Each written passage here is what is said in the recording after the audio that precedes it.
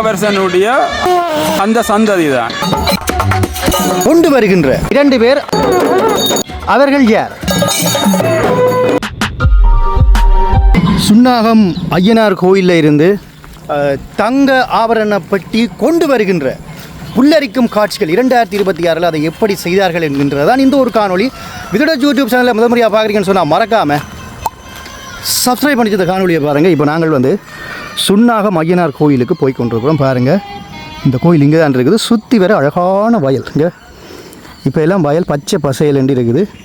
இப்போ என்னென்னா இதுக்குள்ளே ஒரு கோயில் இருக்குது. அந்த கோயிலில் இருந்தால் அந்த தங்க ஆபரண பேழையை எப்படி கொண்டு போகிறார்கள் என பார்க்க போகிறோம். அதுக்கு முதல் ஆலயத்திலிருந்து இந்த வீதியூடாக அப்படியே பவனி மாதிரி வருவார்களாம். அதுக்கு பிறகு இந்த ஆலயத்திலிருந்து இது ஒரு காளி கோயில் ஒன்று இருக்குது. அங்கே இருந்து அந்த பேழையை வந்து கொண்டு வருவார்களாம். ஸோ அந்த புல்லரிக்கின்ற காட்சிகளை தான் இன்றைய தினம் பார்க்க போகின்றோம் மக்களே. இப்போ மாலை நேரமாகுது. நேரம் சரியா 5 மணி. மாலை நேரம் 5 மணி ஆகுது மக்களே. இப்பொழுது ஆலயத்தில் இருந்து மக்கள் எல்லோருமே வெளியிலே வந்து கொண்டிருக்கின்றார்கள். இன்னும் ஆரம்பத்திலே சொல்லியிருந்தேன், ஒரு கோயிலில் இருந்தால் அந்த ஆபரண பெட்டியை கொண்டுருவார்கள் என சொல்லி. உள்ளே இப்பொழுது ஆலயத்தின் உள்ளே பூஜைகள் எல்லாம் முடிந்ததுக்கு பிறகு பக்தர்கள் இப்பொழுது அந்த ஆலயத்தை நோக்கி சென்று கொண்டிருக்கிற அந்த காட்சியினை நாங்கள் பார்த்து கொண்டிருக்கின்றோம். இந்த இடத்தை பாருங்க மக்களே எப்படி இருக்குண்டு.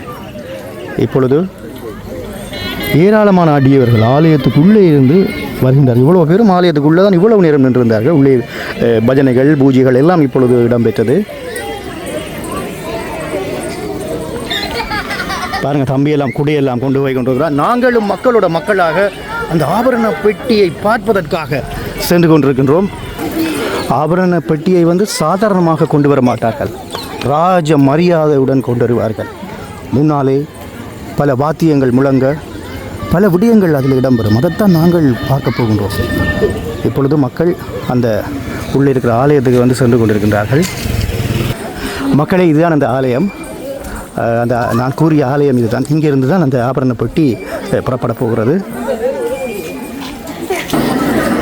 படையெடுத்து மக்கள் வருகின்ற காட்சி. இப்பொழுது ஆலயத்துக்குள்ளே நாங்கள் வந்துவிட்டோம்.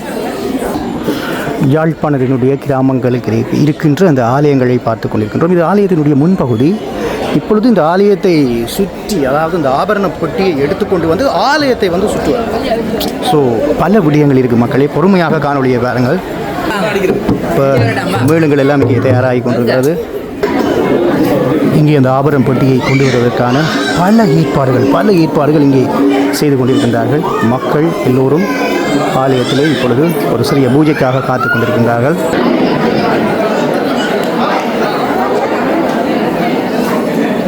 நான் கந்தசாமி மணிவன், இந்த கோயிலின் பரிபாலன சபை தலைவர். இந்த கோயிலுடைய ஆதீனகத்தாக இருக்கின்றேன்.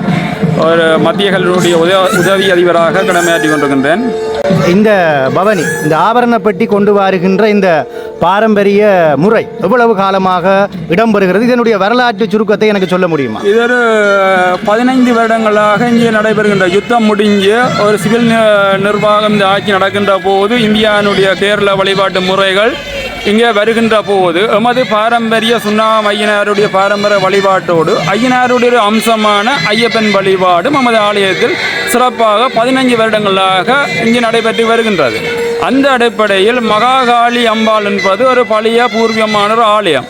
அது ஒரு ஆலய ஐயனாருடைய ஒரு தாய் தெய்வம் மாதிரி. அங்கிருந்து இந்த வழிபாட்டு முறைகளுக்கான ஆவரணப்பட்டி வருகின்ற நிகழ்வு ஒரு 15 வருடங்களாக நடைபெற்று வருகின்றது. இந்த வருடம் கும்பாபிஷேகம் நடைபெற்று சிறப்பாக தொண்டர்களுடைய முயற்சியினால் கேரளம் மூலம் வாசிக்கப்பட்டதோடு எமது பாரம்பரிய வளையமான பறை, சேமக்கலம், சங்கு போன்ற வாத்தியங்களோடு கலை நிகழ்வுகளோடு சிறப்பாக இந்த ஆவரணப்பட்டி இந்த வருடம் கொண்டு வரப்பட்டுள்ளது.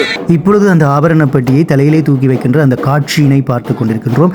இது தொடர்பான பல பின்னணிகள், பல கேள்விகளை நான் கேட்டிருக்கின்றேன். அதோடு இந்த காணொலியை நீங்கள் பார்க்க போகின்றீர்கள்.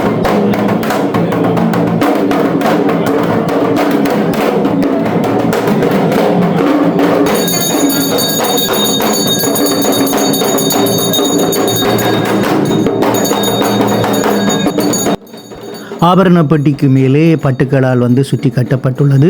இருவர் அந்த பெட்டியினை கொண்டு செல்கின்றார்கள். யார் அந்த இருவர்? அவர்கள் ஏன் மன்னன் போல் வேடமிட்டிருக்கிறார்கள் என்கின்ற பல கேள்விகளை நான் இங்கே கேட்டிருக்கின்றேன். அதற்கும் அவர்கள் பதிலளித்திருக்கின்றார்கள். இப்பொழுது ஆபரண பெட்டியை கொண்டு ஆலயத்தை சுற்றி வருகின்ற அந்த அற்புதமான காட்சியினை பார்த்து கொண்டிருக்கின்றோம்.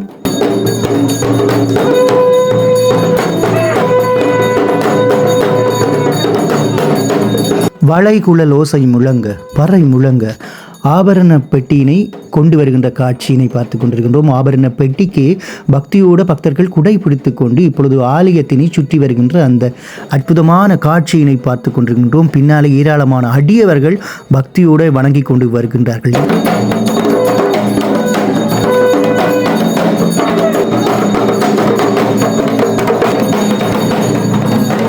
ஆபரண பெட்டி வருகின்ற பொழுது அந்த சுற்றி நடனமாடுகின்ற தெய்வங்கள் யார்?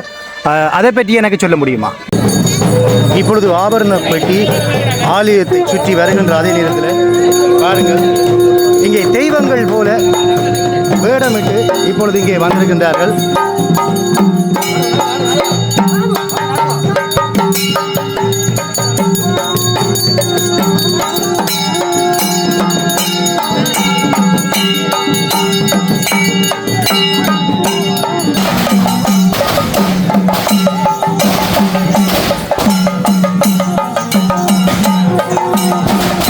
இங்கு சபரிமலையில் ஆடப்படுகின்ற இந்த கருப்பன் சுவாமி என்று சொல்லப்படுகின்ற கருப்பன் சுவாமியும்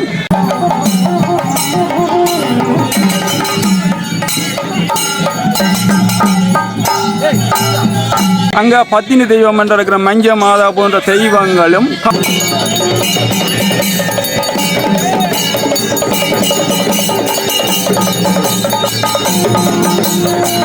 காளி போன்ற தெய்வங்களும் இங்கு அலங்காரமாக ஆடப்பட்டு வந்தது. ஆபரண பெட்டியுடன் பக்தர்கள் ஐயனார் கோயிலுக்கு சென்று கொண்டிருக்கிறார்கள்.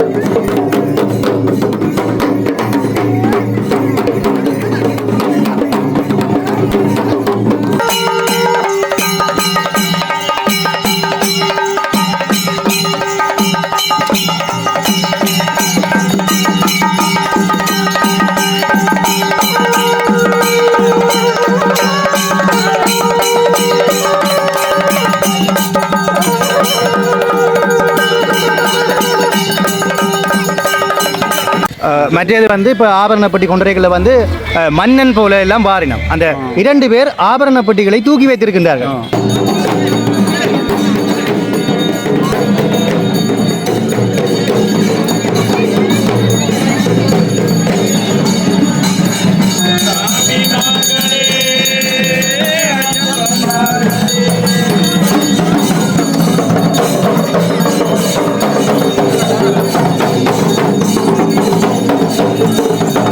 அவர்கள் யார்?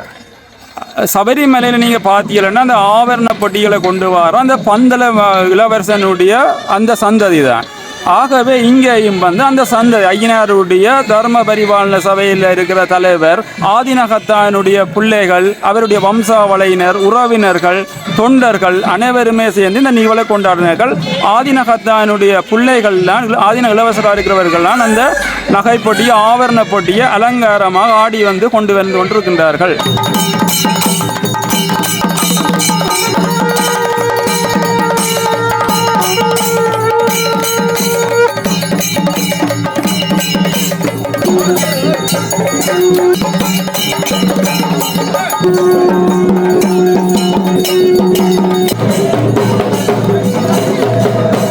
இப்பொழுது ஆபரண பெட்டியுடன் ஐயனார் கோவிலுக்கு வருகின்ற அந்த காட்சியினை பார்த்து கொண்டிருக்கிறோம். பாருங்கள், ஏராளமான அடியவர்கள் அப்படியே சுற்றி வருகின்ற காட்சியும் ஐயனார் தேவஸ்தானத்தையும் பார்த்து கொண்டிருக்கின்றோம். குறிப்பாக இந்த ஐயனார் தேவஸ்தானம் கோயில் எவ்வளவு காலம் பழமையானது, அதை பற்றி ஒரு சுருக்கமாக சொல்லுங்கள் எங்களுக்கு. இந்த சுன்னாகம் ஐயனார் வரலாற்று முக்கியம் வாய்ந்த ஒரு பழமையான ஐயனார். 400 வருடங்களுக்கு முற்பட்ட ஒரு பழமை வாய்ந்த ஐயனார். இது சிவம்பு லிங்கமாக இந்த விக்கிரகம் தோன்றியது. இது வயலில் உழுது கொண்டு போகின்ற போது ஒரு அடியவர்களுடைய கலப்பையில் சிக்கி அந்த லிங்கத்தை, அந்த சுவாமி எடுத்து நாங்கள் விக்கிரத்தை எடுத்து மூலமுத்தியாக வைத்து வழிபட்டு வந்தவர்கள். ஆரம்ப காலங்களில் கொட்டில் அமைத்து வழிபட்ட வழிபாடு பழைய சடங்கு முறைகளோடும் வேள்வியோடு நடைபெற்ற வழிபாட்டு முறை 1800 அடிப்படையிலே இங்கு ஆகம முறைக்கேற்ற வழிபாட்டு முறைக்கு முன்னெடுத்து செல்லப்படுகின்றது. உண்மையில் அந்த கொண்டு வருகின்ற அந்த ஆபரண பெட்டிக்குள்ளே உண்மையிலேயே தங்க நகைகள் இருக்குமா அல்லது பூஜை சார்ந்த பொருட்கள் இருக்குமா அல்லது அதை திறந்து உள்ளே வேறு பூஜைகள் இடம்பெறுமா? ஒரு பட்டியிலே தங்க நகையும் மற்ற பட்டியில் ஐயனாருக்குரிய ஆடை அலங்காரங்கள், மாலைகள் போன்ற பொருட்கள், வாசன திரவியங்கள் போன்ற பொருட்கள் இன்னொரு பட்டியிலேயும் காணப்படும். நன்றி. இவ்வாறான ஒரு பழமையான ஒரு விடயத்தை அதுவும் யாழ்ப்பாணத்திலே செய்து கொண்டு வந்து கொண்டிருக்கின்றீர்கள். ரொம்ப சந்தோஷம். இதை